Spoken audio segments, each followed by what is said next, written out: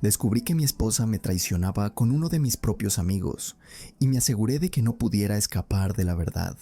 Nunca imaginé que terminaría viviendo algo así, pero les voy a contar todo, desde el principio, para que puedan entender cómo llegamos hasta este punto.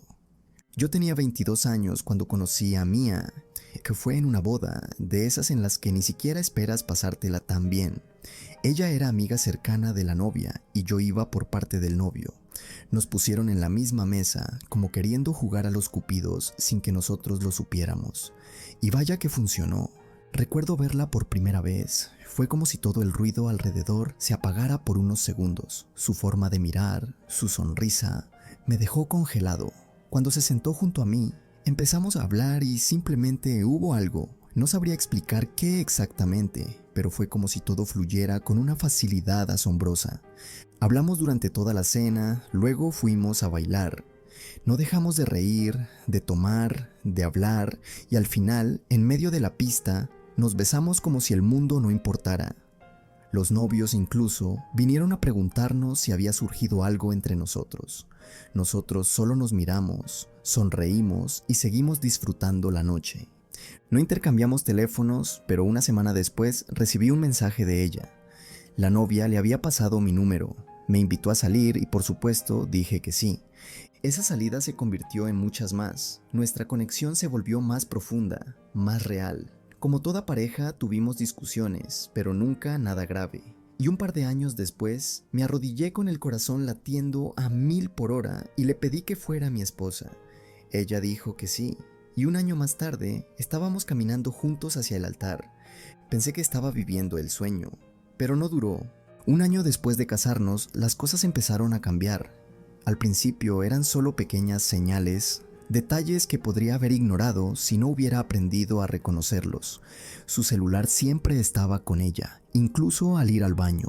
Las salidas con amigas se hicieron más frecuentes y nuestra intimidad se volvió casi inexistente. Le hablé de mis inquietudes varias veces, pero cada vez que intentaba tocar el tema, ella me hacía sentir que yo era el problema, que todo estaba en mi cabeza, que era mi inseguridad la que estaba destruyendo nuestra relación, como si mis sentimientos no tuvieran valor. Con el tiempo, yo también me fui apagando. Ya no la besaba al salir por las mañanas. Dejé de preguntarle cómo estaba, de buscar conversación. Solo hablábamos si era necesario. Y una noche, mientras ella dormía, me venció la desesperación. Tomé su celular, su laptop, revisé mensajes, correos, aplicaciones, nada. Pero había algo que no encajaba, así que decidí seguir mi instinto. Tomé las llaves de su auto, fui a revisarlo y ahí lo encontré. Un segundo celular. Ahí supe que ya no se trataba de sospechas, era real. Y eso fue solo el comienzo. Sostener ese teléfono en mis manos fue como si el mundo se detuviera un segundo. No tenía ni idea de lo que iba a encontrar, pero sabía que ese aparato iba a destruir lo que quedaba de mi matrimonio. Lo encendí, había un solo número guardado, sin nombre. Empecé a leer los mensajes y se me hizo un nudo en el estómago. Eran conversaciones llenas de coqueteos, planes secretos, incluso fotos. No había duda, Mia tenía una doble vida. Conecté el celular a mi computadora. Necesitaba pruebas. Imprimí cada mensaje, cada imagen, todo. Pasé la noche en vela en mi oficina, rodeado de hojas que me gritaban la verdad que no quería aceptar.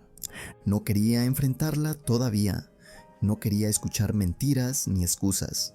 Así que empecé a buscar abogados. Leí perfiles, reseñas, cualquier cosa que me ayudara a elegir bien. Finalmente encontré a alguien que parecía serio. Le escribí un correo, aunque era fin de semana. No podía esperar más. Pero había algo más que necesitaba saber. ¿Quién era él? Tomé el número, lo escribí en mi celular y estuve a punto de llamarlo fingiendo ser alguien más. Pero antes de hacerlo, el nombre apareció en pantalla. Jack. Me quedé paralizado. Jack. Uno de mis amigos, no el más cercano, pero alguien con quien compartía reuniones, fiestas, conversaciones, confianza. Cuando la realidad me golpeó, fue como una explosión interna. Empecé a gritar, a maldecir solo en mi oficina. Por dentro sentía que algo se rompía y ya no podía repararse. Mia escuchó el escándalo y abrió la puerta preguntando qué pasaba. Solo le grité que se fuera. No quería verla. No podía verla. Nunca antes le había alzado la voz. Ese día fue la primera vez. Y me dolió, pero el dolor que yo sentía por dentro era mucho más fuerte. Después de quedarme horas en silencio, mirando a la nada, llamé a un amigo, uno en quien realmente confiaba, Ted. El mismo que nos presentó a Mia y a mí en aquella boda. Le pedí que saliéramos a tomar algo. No le di detalles, pero en mi voz se notaba que algo estaba mal. Llegué primero al bar, me serví 4 shots seguidos. Ya estaba en el último cuando Ted llegó. Me miró preocupado. Le dije la verdad, sin rodeos. Mia me engañó. Se quedó callado como si no pudiera creerlo. Le pregunté si quería saber con quién. Jack, le dije. Lo vi apretar la mandíbula. Jack también había sido amigo de él, de todos nosotros. Era como una traición doble. Ted solo pudo decir, lo siento, una y otra vez. Le pedí que, por favor, no dijera nada a nadie todavía, que no se lo contara a su esposa ni a nadie, no hasta que yo estuviera listo. Y lo entendió. Esa noche bebimos, hablamos poco, pero su presencia me ayudó más de lo que él imagina. Al final, pedí un Uber y me fui a casa cerca de las 3 de la mañana. Y lo que encontré al llegar fue inesperado. Cuando entré a la casa, todo estaba en silencio. La luz del pasillo seguía encendida y Mia estaba dormida en el sofá. Había estado llamándome. Tenía varias llamadas perdidas y mensajes preguntando dónde estaba, si estaba bien, cuándo iba a volver. No le respondí, solo subí a la habitación y me acosté. No podía mirarla, no esa noche. A la mañana siguiente, cuando desperté, ella ya estaba ahí, en la cama. Me levanté en silencio, me vestí y me fui. No tenía ganas de hablar con Mia, no tenía ganas de fingir que todo estaba bien. Ese día lo pasé en la oficina, enterrado en trabajo, tratando de no pensar. Volví tarde, casi a las 10 de la noche, y al entrar, ahí estaba ella, como si nada. Había hecho la cena, me preguntó si quería que la calentara. Solo le dije que no, me fui directo a la cama. Poco después entró al cuarto, me preguntó qué pasaba, insistía, decía que me notaba diferente, que ya no era el mismo. Yo solo quería dormir, quería silencio, pero ella seguía hablando, tratando de provocarme una reacción, y al final la tuvo. Le grité que se fuera, que me dejara dormir, que no quería hablar. Su silencio al salir fue lo más ruidoso que escuché esa noche. Al día siguiente, mientras me preparaba para salir, recibí un correo del abogado. Quería reunirse conmigo ese mismo día. Le respondí de inmediato que sí. Antes de salir, Mia había preparado el desayuno. Me senté, comí en silencio. Ella volvió a sacar el tema. Me dijo que yo estaba distante, que algo estaba mal. Le respondí que el trabajo me estaba sobrecargando y que pronto todo volvería a la normalidad. No sabía por qué aún me salían esas mentiras tan naturales. Terminé de comer y me fui. Mientras conducía, mi mente iba a 1000. Contaba los minutos para llegar a la reunión. No podía seguir fingiendo por mucho más. En la oficina del abogado le entregué todo: mensajes, fotos, pruebas. Me escuchó en silencio, revisó los papeles y me dijo que había hecho bien en reunir todo eso, que al vivir en un estado donde no se necesita culpable para divorciarse, Mia no tendría derecho a la mayoría de mis bienes. No lo había pensado, yo solo quería que todo terminara. Le pedí que hicieran copias de todo, pero que me devolvieran los originales. Todavía no le había dicho nada a Mia y quería tener todo bajo control. Antes de irme, le pregunté cuánto tardarían en entregarle los papeles. Me dijo que unas 2 semanas. Al salir de la oficina, tenía una mezcla extraña de alivio y rabia. No iba a esperar más. Estaba listo para confrontarla. Y lo que pasó después fue una escena que nunca voy a olvidar. Cuando llegué a casa, ella no estaba. La llamé, no respondió. Volví a marcar, nada. Así que le mandé un mensaje directo, sin filtros. Me da igual si estás con Jack ahora mismo, regresa, tenemos que hablar. Tardó menos de 1 minuto en devolverme la llamada. Su voz sonaba nerviosa. ¿Qué está pasando? ¿De qué estás hablando? Le respondí con la misma frialdad con la que había sentido sus mentiras. Solo vuelve a casa. Ahora colgó. Unos 15 minutos después, escuché su auto entrar al garaje. Caminó hacia la puerta como si fuera un día normal. Cuando entró la miré sin expresión. Ella no entendía nada. 15 minutos, ¿eh? Más o menos lo que se tarda de aquí a la casa de Jack, ¿no? Su cara cambió por completo. Se congeló. No decía nada. ¿No tienes nada que decir?, le pregunté. Intentó negar. Trató de darle la vuelta a la situación como si fuera yo el que estaba imaginando cosas. Pero no era tan fácil, ya no. La dejé hablar, dejé que se enredara sola en sus palabras, hasta que empezó a perder el control y pasó de negarlo todo a atacarme. Y ahí fue donde exploté. Golpeé la mesa con fuerza y le grité que se callara. Fui por las pruebas que había impreso y volví con una pila de papeles que parecía no tener fin. Se los tiré encima. ¿Ves esto? Esto es todo lo que reuní. Cada mensaje, cada foto. Está todo aquí. Empezó a llorar. Me rogó que parara, que no quería seguir viendo. Dijo que me amaba, que estaba arrepentida. Le respondí sin levantar la voz. ¿Y esa energía con la que hace unos minutos me insultabas? ¿Dónde está ahora? ¿Dónde quedó todo ese coraje que tenías para herirme? Intentó abrazarme, quiso tocarme. Me dijo que estaba dispuesta a hacer lo que fuera. Incluso insinuó que podíamos arreglarlo en el dormitorio. Y fue ahí donde la miré a los ojos, sin un solo temblor en la voz, y le dije: mira, nunca más voy a tocarte. ¿Quieres saber quién más tiene estas pruebas? Mi abogado. Me estoy divorciando de ti. Agarra una bolsa, empaca tus cosas y sal de mi casa. No gritó, no se defendió, solo lloró. Eso fue hace unos días. Y desde entonces no he sabido absolutamente nada de ella. Después de que se fue me quedé solo, completamente solo. Y aunque debería haberme sentido liberado, lo que vino fue un silencio pesado. Pasé las primeras horas en automático. No lloré, no rompí nada. Solo me senté en la sala, con las luces apagadas, sintiendo cómo mi mundo entero se había desmoronado en cuestión de días.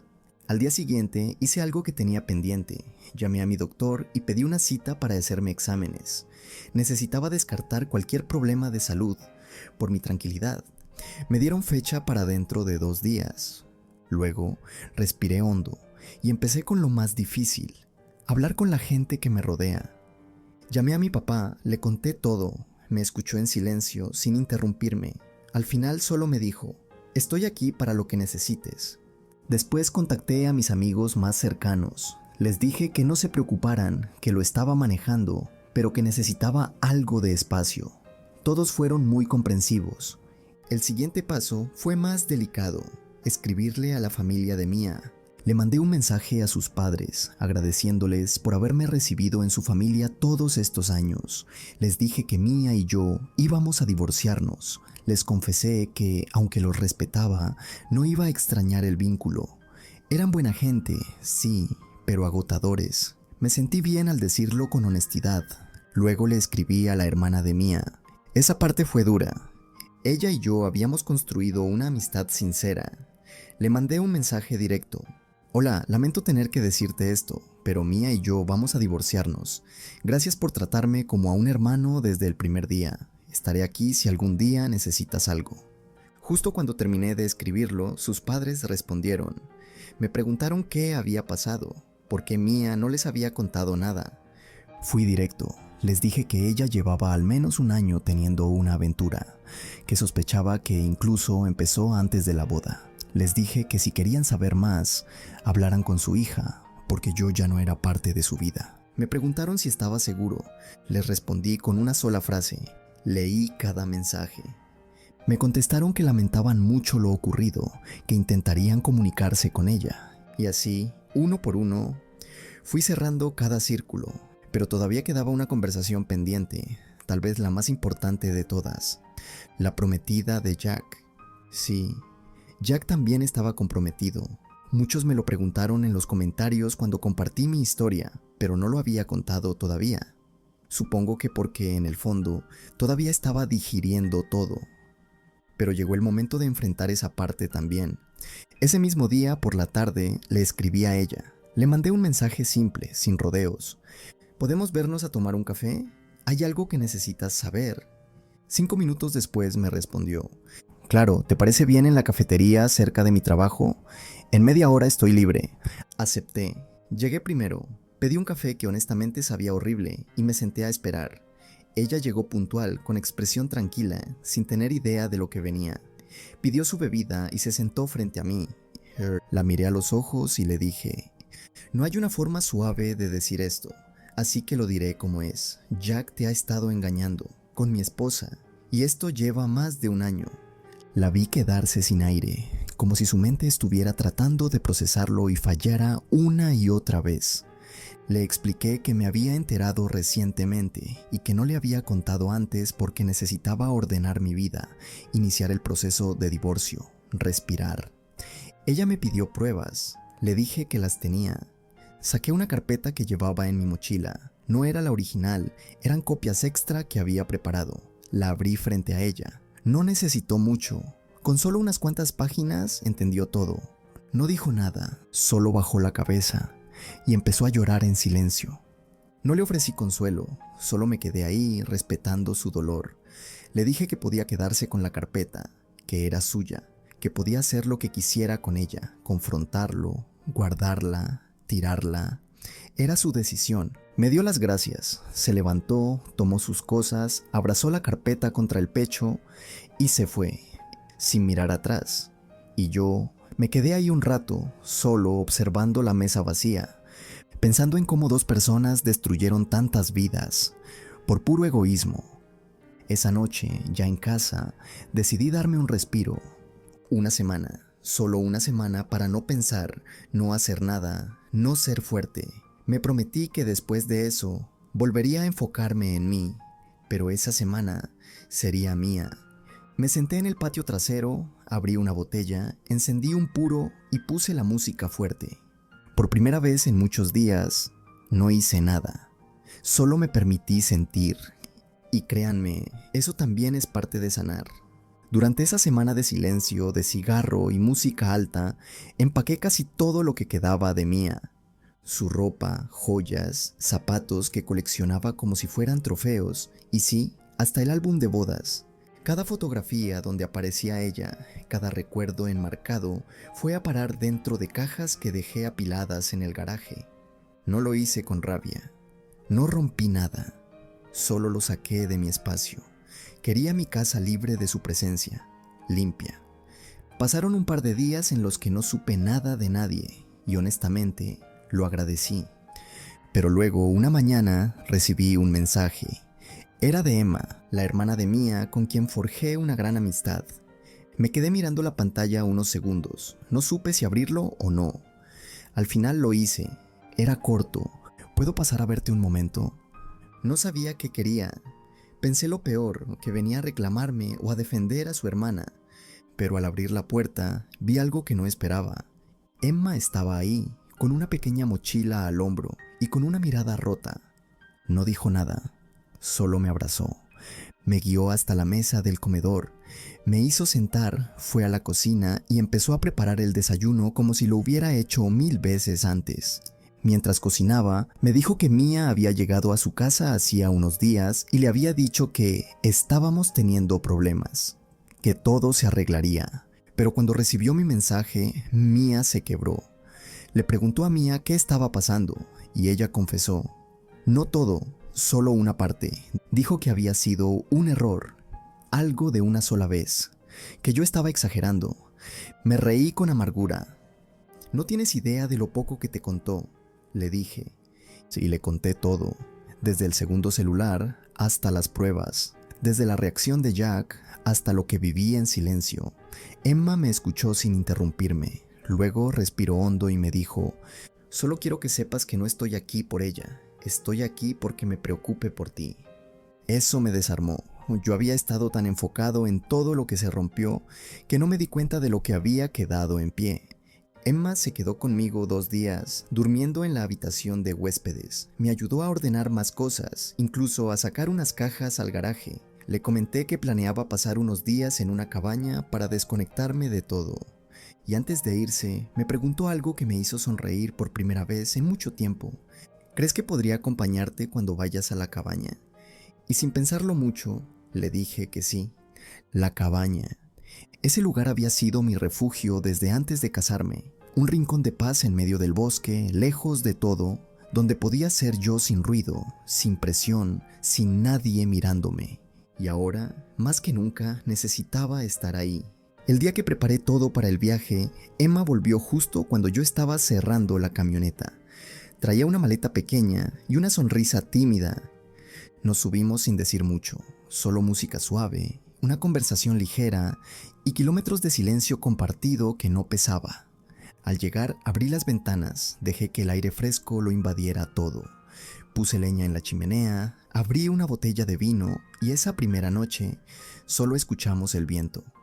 No hubo preguntas, no hubo consuelo forzado, solo dos personas que se daban espacio. Al día siguiente salimos a caminar, pescamos en el lago, hablamos de cosas simples, me reí con ella, me sentí humano otra vez. Y antes de que alguien malinterprete, no pasó nada, ni un año, ni una insinuación. Emma tiene 20 años y aunque nuestra conexión es honesta y cercana, lo que nos une no es otra cosa que una amistad real. Cuando volvió a la ciudad, me quedé en la cabaña un par de días más. Cacé un venado como en los viejos tiempos. Pesqué. Cociné con calma. Limpié la cabaña. Arreglé detalles que llevaba meses posponiendo. Y lo más importante, me mantuve sobrio. Una promesa que me hice a mí mismo antes de salir. Si iba a reconstruirme, no podía seguir escapando a través del alcohol. El lunes, ya de regreso, recibí la llamada del médico. Los resultados estaban listos. Negativo. Todo bien, sin complicaciones. No fue una sorpresa porque Mía y yo llevábamos meses sin intimidad, pero aún así, escuchar esa noticia me quitó un peso del pecho. Después de eso, decidí escribirle a la prometida de Jack, solo para saber cómo estaba. Me respondió que se había ido a vivir con su familia, que estaba procesándolo todo, que no tenía fuerzas para enfrentarlo aún, pero que estaba segura de que no podía seguir con él. Me agradeció por haberle contado la verdad, por no dejarla en la oscuridad. Le dije que si alguna vez quería hablar, tomar otro café o simplemente desahogarse, yo estaba ahí. No para hablar de ellos, sino para recordarle que merecía más. Y en ese momento supe algo que no había querido aceptar antes. Lo peor ya había pasado. Esa semana después de volver de la cabaña fue extrañamente tranquila. Demasiado tranquila si lo pienso bien, pero esa calma no duró mucho. Un día, cerca del mediodía, mi abogado me llamó. Mía ya había sido notificada oficialmente en su trabajo. El proceso comenzaba. Le agradecí por moverse tan rápido. Me dijo que era lo mejor, que mientras más pronto se iniciara, más rápido podría cerrar ese capítulo. Esa noche, Emma me llamó. Me contó que Mía no había salido de su cuarto en todo el día, que estaba acostada, llorando, sin hablar con nadie. Yo ya me lo imaginaba. Le dije que probablemente acababa de recibir los papeles y que por fin estaba enfrentando el desastre que había provocado. Emma me preguntó cómo me había ido en el viaje a la cabaña. Le conté todo con lujo de detalle. Nos reímos un poco, charlamos como dos personas que se entienden sin necesidad de explicar mucho. Colgamos y me preparé. No sabía exactamente para qué, pero algo me decía que Mía no se iba a quedar de brazos cruzados. Y no me equivoqué. Apenas una hora después comenzaron los golpes en la puerta, gritos, insultos, lágrimas forzadas. Mía había venido descontrolada. Corrí a revisar las cámaras de seguridad de la casa, por dentro y por fuera, para asegurarme de que estaban grabando. Luego llamé a mi amigo Ted. Le pedí que viniera. No iba a permitir que esta situación me explotara en la cara. No iba a perder el control. Pero Ted vino acompañado de su esposa. Gran error. Ella, que todavía era amiga de Mía, trató de calmarla. Se bajó del auto, se acercó, le habló suave, incluso la abrazó. Y Mía, fuera de sí, le dio una bofetada. Sí, justo así, un golpe en la cara a alguien que venía a calmarla. Eso fue suficiente. Ted agarró el teléfono y llamó a la policía. Mía seguía gritando, llorando, diciendo que yo era un monstruo, que la había echado a la calle, que necesitaba entrar.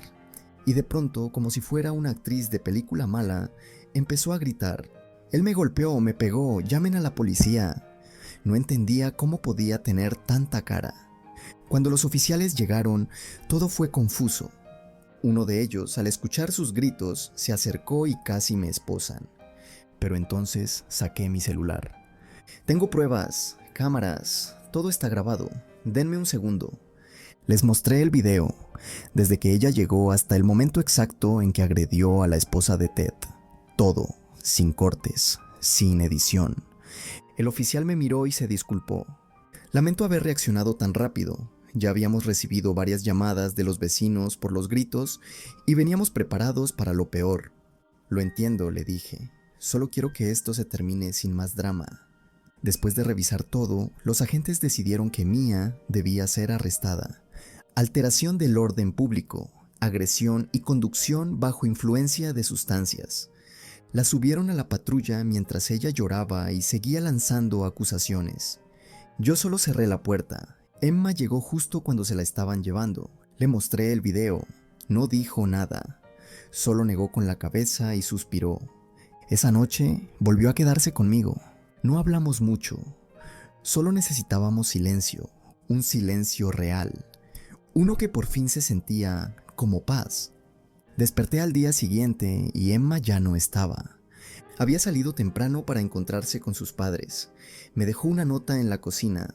Volveré más tarde. Mia va a necesitar ayuda con la fianza, pero no te preocupes, no la llevaré a la casa. Hablamos después. Suspiré.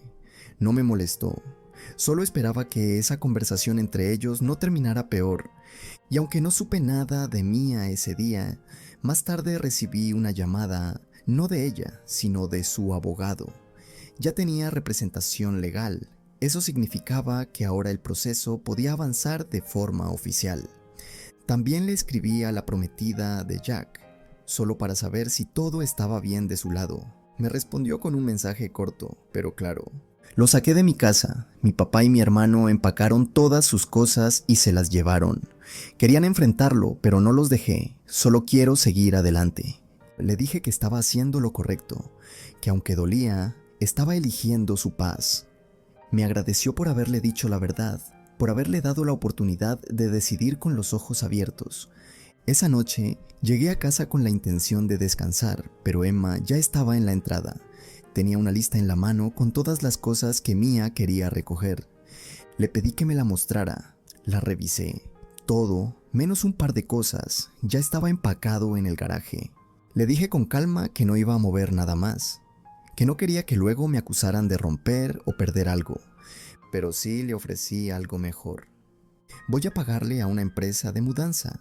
Ellos pueden venir, cargar todo y entregar las cosas donde sea. No quiero tener que verla ni por un segundo más.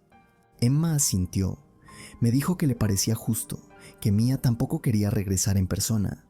Me deseó buen viaje porque sabía que ese fin de semana pensaba volver a la cabaña. Antes de irse, llevó una caja al coche y antes de subir se giró. ¿Puedo ir contigo esta vez? No lo pensé mucho. Le dije que sí, que empacara una maleta y que la esperaba. Un par de horas más tarde, ya estaba en mi cochera con su mochila, lista para subir.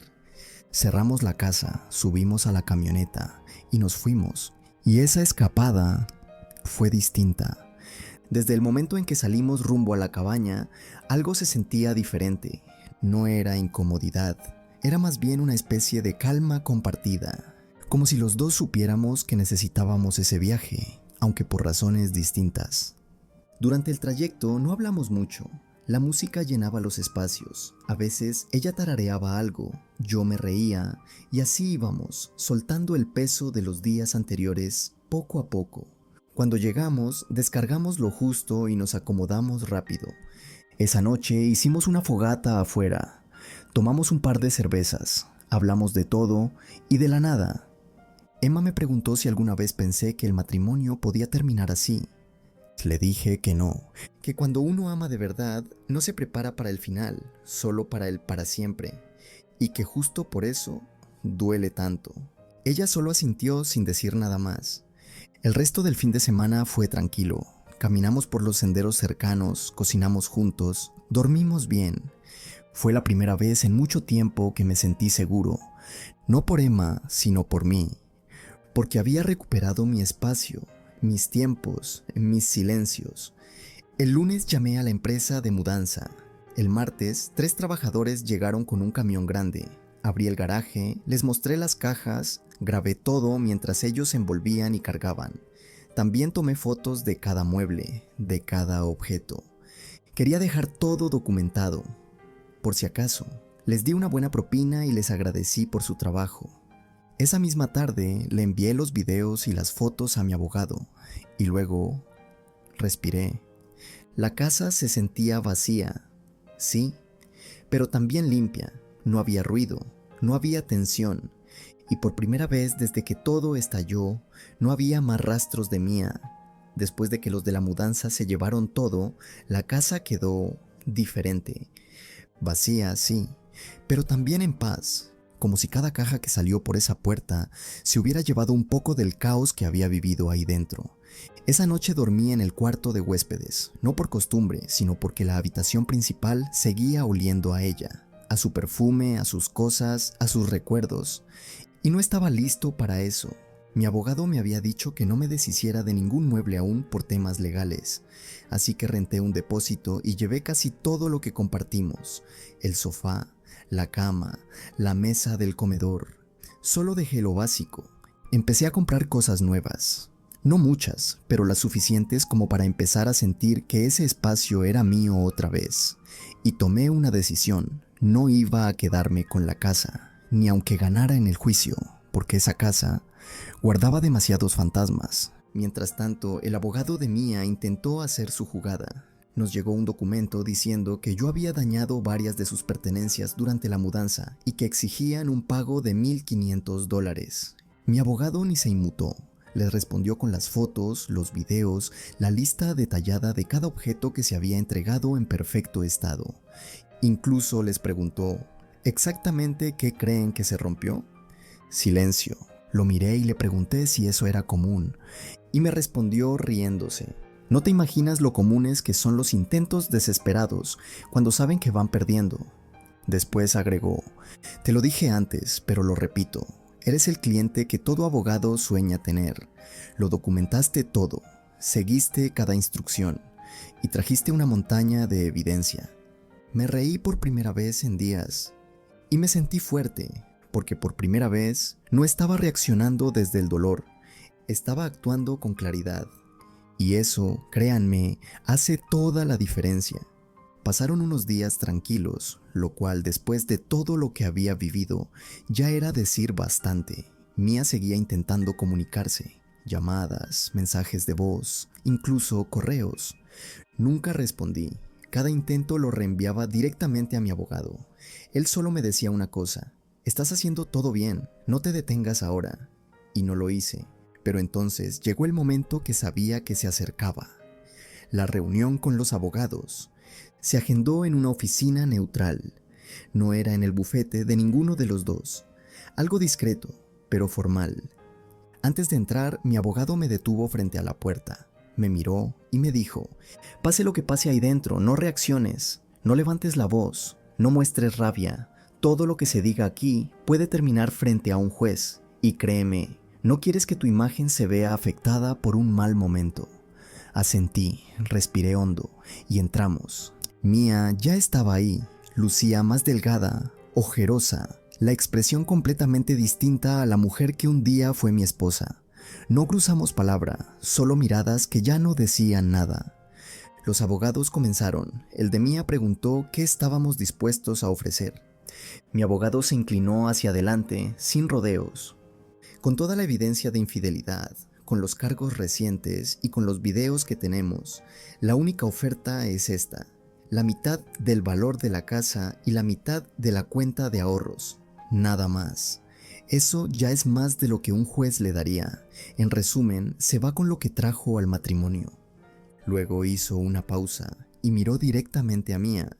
Y si esto va a juicio, voy a pedir que leas en voz alta cada uno de los mensajes. Mostraré cada foto. Hablaré de tus cargos y pondré el video completo de la noche en que fuiste arrestada. Mía se quebró, literalmente. Comenzó a llorar con un llanto agudo, desesperado. Me miró con ojos rojos, húmedos. ¿No hay nada que pueda hacer para arreglar esto? Le respondí con calma, sin rencor, pero con una firmeza que incluso me sorprendió a mí. Empezaste a engañarme antes de que nos casáramos. Lo único que puedo probar son mensajes unas semanas antes, pero sé que fue desde antes. No hay nada que puedas decir o hacer para que yo olvide o para que te perdone. Firma los papeles. Es lo mejor que vas a conseguir y es mucho más de lo que mereces. Siguió llorando. Tuvo que salir al baño durante casi 15 minutos. Cuando regresó, aún con lágrimas en el rostro, firmó. Y se fue, así, sin más. Después de años de relación, promesas, una boda, una vida compartida, todo terminó con una firma y una puerta cerrándose. Y aunque no fue fácil, se sintió como justicia. Cuando la vi salir de esa oficina con la cabeza baja y los papeles firmados en la mano, sentí algo que no esperaba. No fue alivio inmediato, tampoco fue rabia, fue vacío. Como si por fin se hubiese cerrado una puerta que estuvo mucho tiempo entreabierta, dejando pasar el frío, el ruido, las dudas. Ahora todo estaba sellado. Esa noche no hice nada especial, no celebré, no salí, no llamé a nadie. Solo me serví un café, me senté en el sillón y dejé que el silencio me abrazara. Pasé horas ahí, sin celular, sin televisión, solo escuchando el tic-tac del reloj y el sonido leve del viento contra las ventanas. Y por primera vez sentí paz sin tener que justificarla. Mi abogado me dijo que en un mes más todo estaría formalizado. Solo quedaba vender la casa y cerrar por completo el capítulo. Días después recibí un mensaje de la prometida de Jack. Me decía que había empezado terapia, que su familia la estaba apoyando y que aunque el dolor todavía estaba ahí, ya no la consumía como antes. Le respondí que me alegraba muchísimo leer eso, que le tenía un profundo respeto por haber enfrentado todo con dignidad. Le mandé un enlace con mi historia completa. Le dije que no estaba sola, que mucha gente había pasado por algo parecido y que podía encontrar fuerza en las palabras de desconocidos. Su respuesta fue simple pero fuerte. Gracias por no dejarme en la oscuridad. Y en ese momento entendí que todo esto, por más caótico que fue, sirvió para algo, no solo para liberarme a mí, también para abrirle los ojos a otros. Hoy, mientras grabo esto, la casa ya está vacía. La mayoría de los muebles están en el depósito. Compré cosas nuevas, simples, limpias. Ya no me despierto con ansiedad. Ya no me acuesto con ira. No planeo quedarme aquí. Quiero empezar desde cero y lo haré. Si alguien que está viendo esto está pasando por algo similar, quiero decirles algo muy claro. Tienen derecho a sentirse heridos. Tienen derecho a estar rotos por un tiempo, pero también tienen derecho a levantarse, a reconstruirse, a exigir una vida donde no tengan que dudar de la persona que tienen al lado. No sé si esta será mi última actualización. Quizás sí, quizás no. Pero si con esta historia ayudé aunque sea a una sola persona, entonces todo el dolor valió la pena. Gracias por escuchar.